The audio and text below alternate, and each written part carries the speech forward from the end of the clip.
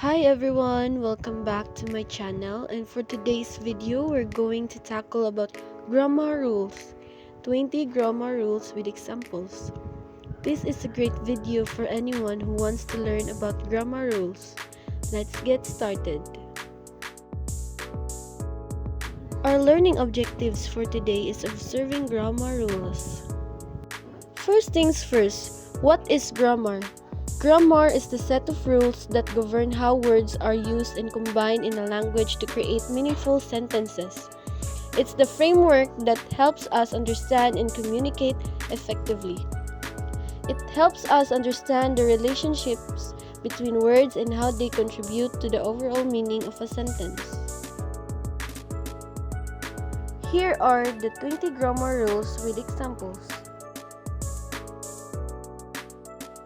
Rule number 1. When the subjects are joined by and.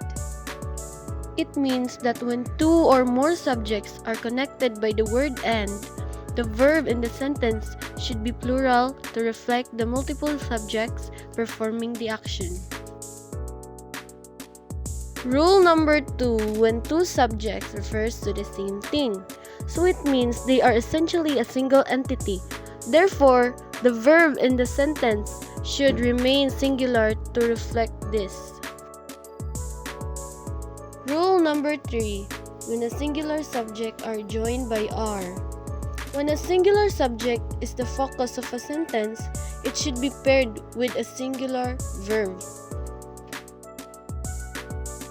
Rule number 4. When words end in s. Words ending in s are often plural, but there are many exceptions. Context and meaning are the key to determine singularity or plurality. Rule number 5. When a collective noun is used. Verb used with a collective noun should agree with how the group is acting. If the group is acting as a unified entity, use a singular verb. If the group is acting as individuals, use a plural verb. Rule number 6. A sentence starts with a capital letter and ends with a period, full stop, a question mark, or an exclamation mark. This rule is essential for writing clear, correct, and professional English. It helps readers understand the structure and meaning of your writing. You'll ensure that your writing is easy to read and comprehend. Rule number 7. Every sentence must have a subject and a verb. An object is optional. Note that an imperative sentence may have a verb only, but the subject is understood. Every sentence must have a subject and a verb to convey a complete thought. An object is optional and adds detail about the action. Rule number 8. When two singular subjects are connected by or, use a singular verb. The same is true for either or, and neither or nor. This reflects the focus on one individual subject, not both together. Rule number 9. The words its and its are two different words with different meaning. The word its is possessive, showing ownerships. It is a contraction of it is or it has. Always double check to ensure you're using the correct word. Rule number 10. The words your and your are two different words with different meanings. Your is possessive. Your is a contraction of you are. Rule number 11.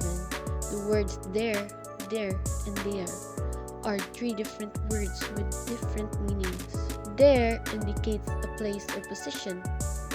There shows belonging. There is a contraction of they are. Rule number 12. The subject and verb must agree in number. A singular subject needs a singular verb, and a plural subject needs a plural verb.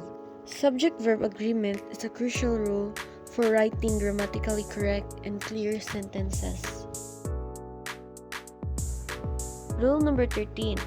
The contraction his can mean he is or he has. Similarly, she's can mean she is or she has. And its can mean it is or it has. His, she's, and its can mean both is and has. Rule number 14. Use many or few with countable nouns. Use much or a lot or little for uncountable nouns. Many and few are for countable nouns. Much, a lot, and little are for uncountable nouns. Rule number 15. Spell a proper noun with an initial capital letter. A proper noun is the name of something. For example, Joseph, Mary, Russia, China.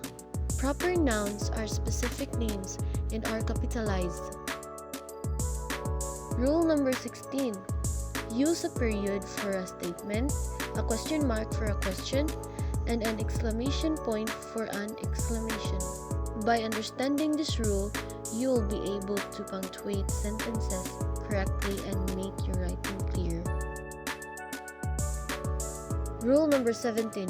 Use commas to separate items in a list of 3 or more things. Put a comma before the and or.